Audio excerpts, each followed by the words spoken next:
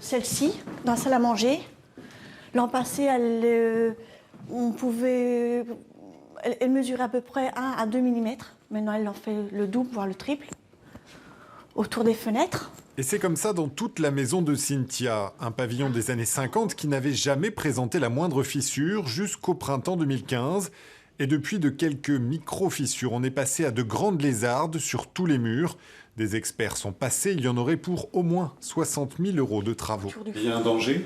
Aucun. À l'heure actuelle, eux ont constaté qu'il n'y avait aucun danger. Mais ça suffit à vous rassurer ? Non, parce que la maison bouge tout le temps.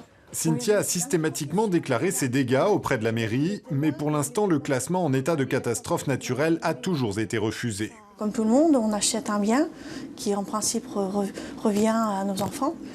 Malheureusement, je continue à payer ma maison, financer ma maison. Et du fait qu'elle ne vaut rien à l'heure actuelle, ça n'ira pas à mes enfants.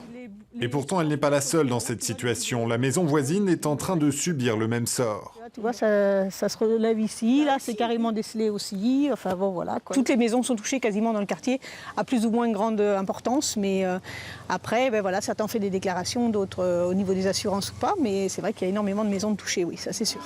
Pire, l'école maternelle du quartier est elle aussi fissurée, et ce, malgré les réparations que la mairie a entreprises. Pour l'instant, les assurances 2 années de suite ont refusé de participer, de nous indemniser. On va refaire encore cette année une demande à la préfecture de mise en catastrophe naturelle de cette partie de la commune. Pas de danger dans l'immédiat, mais cela ne durera pas éternellement. Reste à attendre la réponse de l'État à une 4e demande de classement en catastrophe naturelle.